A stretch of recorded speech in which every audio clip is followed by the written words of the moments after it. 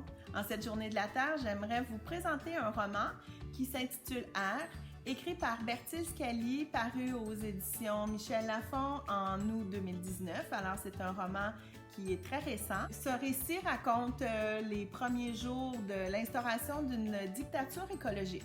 Alors, cette dictature écologique-là, c'est le peuple français qui a décidé de la porter au pouvoir puisque la démocratie n'arrivait pas à bout du réchauffement climatique. Alors, les gens ont décidé d'élire un gouvernement qui prendrait les grands moyens et ces moyens-là ont été la dictature. Alors, Air fait référence à une cellule gouvernementale qui calcule l'impact environnemental de chacun des citoyens.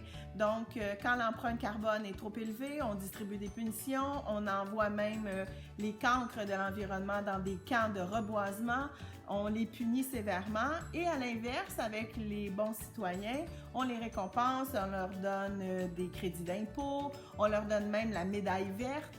Donc, c'est un roman qui raconte la fuite de Samuel Bourget, qui lui est un cancre de l'environnement. C'est un homme qui a dépensé, surconsommé, qui ne s'est jamais préoccupé de l'environnement. Alors, devant la menace de la cellule Air, il décide de prendre la fuite et entraîne avec lui sa famille, sa femme, ses 2 enfants et fuit dans les hauts plateaux de l'Aubrac, qui est une région plus agricole ou plus boisée de France.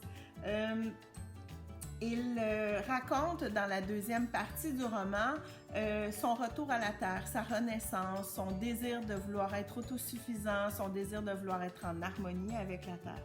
Alors, cette histoire est une dystopie qui avait un grand potentiel au départ, mais je trouve que l'auteur s'est un peu attardé au côté moralisateur et a un peu négligé aussi les grands aspects de la dystopie.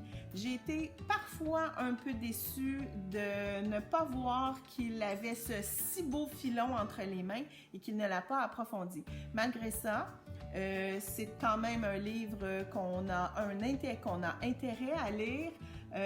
On peut y lire quelques discours de Greta Thunberg, on peut aussi voir des références à notre société actuelle, les changements gouvernementaux, le grand discours des écologistes et des scientifiques.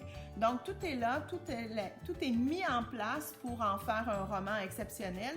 Malgré tout, c'est quand même un roman qui vaut la peine d'être lu. Alors, je vous invite et je vous encourage à le faire et à le lire. Alors, merci et bonne journée de la Terre.